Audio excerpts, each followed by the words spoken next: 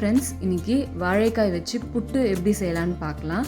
இதுக்கு ஒரு வாழைக்காயை இட்லி பாத்திரத்தில் முழுசாக அப்படியே போட்டு 10 to 15 மினிட்ஸ் வேக வச்சு எடுத்துக்கோங்க.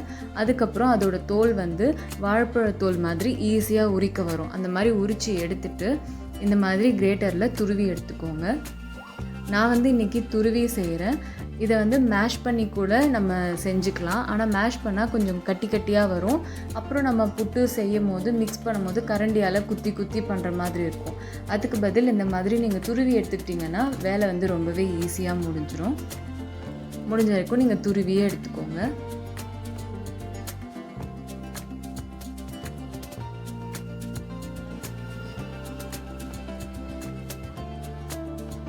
ஒரு வாழைக்காயில் நம்ம புட்டு செஞ்சால் ஒரு 3 பேர் சாப்பிட்ற அளவுக்கு தான் வரும்.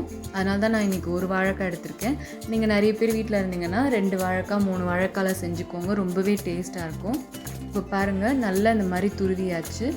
இப்போது தேவையான பொருட்கள் பார்க்கலாம். வேக வச்சு துருவின வாழைக்காய், ஒரு பெரிய வெங்காயம் சின்ன சின்னதாக கட் பண்ணது, கருவேப்பிலை, காரத்துக்கு ஏற்ற மாதிரி பச்சை மிளகா, 4லேருந்து 5 பல் பூண்டு தட்டி வச்சுக்கோங்க.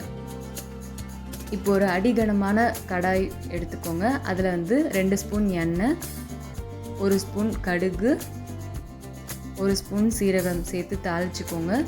இது கூட உளுத்தம்பருப்பும் சேர்த்துக்கலாம். முழு உளுந்தும் சேர்த்துக்கலாம், இல்லை ஸ்ப்ளிட் இருக்கும்ல அதையும் சேர்த்துக்கலாம். அப்புறம் ஒரு ஃப்ளேவருக்காக, காரத்துக்காக காஞ்ச மிளகா 2 கிள்ளி சேர்த்துருக்கேன். அது கூட பச்சை மிளகாவும் 2. இது 2 தான் காரத்துக்கு. அதுக்கப்புறம் தட்டி வச்சுருந்த பூண்டு சேர்த்து நல்லா இதை வறுத்துக்கலாம். காரம் நீங்கள் பார்த்துட்டு உங்களுக்கு ஏற்ற மாதிரி பச்சை மிளகாவோ இல்லை காஞ்ச மிளகாவோ நீங்கள் ஆட் பண்ணிக்கலாம். இப்போ நல்லா வறுப்பட்டதுக்கு அப்புறம் கருவேப்பிலை சேர்த்துக்கோங்க.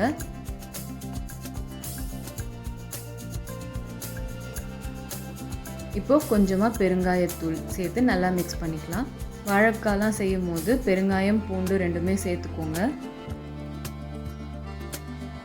இப்போ கொஞ்சம் மஞ்சத்தூள் வேணும்னா போட்டுக்கலாம், இல்லைனா ஸ்கிப் பண்ணிக்கலாம். இல்லைனா கொஞ்சம் ஆஃப் ஒயிட்டில் வரும். மஞ்சத்தூள் சேர்த்திங்கன்னா கொஞ்சம் எல்லோயிஷ் கலரில் வரும்.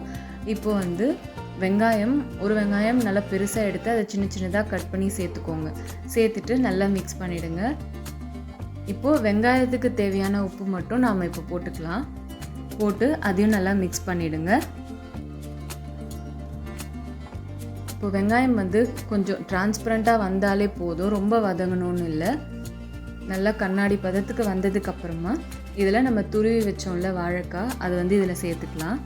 சேர்த்துட்டு வாழைக்காய்க்கு தேவையான அளவு உப்பு சேர்த்து இதை நல்லா மிக்ஸ் பண்ணிடலாம்.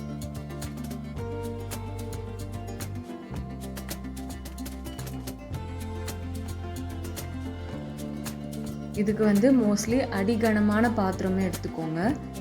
அப்படி இல்லைன்னா நான்ஸ்டிக் எடுத்துக்கலாம்.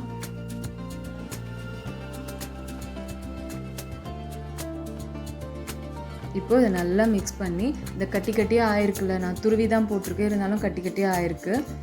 அதெல்லாம் நல்லா உதிரி உதிரியாக வரணும். அந்த அளவுக்கு நம்ம ஸ்லோலியே வச்சு மிக்ஸ் பண்ணி விடலாம். நல்லா பிடிச்சிட்டு இந்த மாதிரி கீழே காந்தல் மாதிரி ஒட்டிட்டு தான் இருக்கும். அதெல்லாம் தான் எடுத்து விடணும். அதுக்கு தான் அடிகனமான பாத்திரம் எடுத்துக்கிட்டிங்கன்னா தீயாது. நீங்கள் ரொம்ப லோ ஃப்ளேமில் வச்சு தான் நீங்கள் இதை செய்யணும். பாருங்கள், கொஞ்சம் கட்டி கட்டியாக இருக்கிறதெல்லாம் கூட நான் நல்லா உடச்சி விட்டு நல்லா புட்டு மாதிரி பண்ணியிருக்கேன்.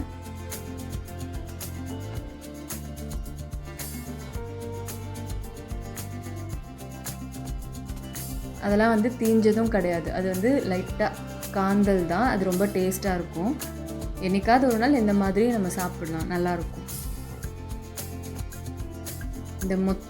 இந்த செஞ்ச புட்டுக்கே நான் அந்த 2 ஸ்பூன் எண்ணெய் மட்டும்தான் ஊற்றிருக்கேன். இப்போ நல்லா உதிரி உதிரியாக வந்துடுச்சு. இப்போது ஸ்டவ் ஆஃப் பண்ணுறதுக்கு முன்னாடி கொத்தமல்லி லைட்டாக தூவி கலந்து விட்டுட்டு ஒரு 2 மினிட்ஸ் கழித்து ஸ்டவ் ஆஃப் பண்ணிடலாம். பாருங்கள், நல்லா உதிரி உதிரியாக சூப்பராக வாழைக்காய் புட்டு ரெடி ஆகிடுச்சு. கண்டிப்பாக நீங்கள் ட்ரை பண்ணி பாருங்கள், டிஃப்ரெண்ட்டாக இருக்கும். வீடியோ பிடிச்சிருந்தா லைக் பண்ணுங்கள், ஷேர் பண்ணுங்கள். சப்ஸ்கிரைப் பண்ணாதவங்கெல்லாம் சப்ஸ்கிரைப் பண்ணி சப்போர்ட் பண்ணுங்கள்.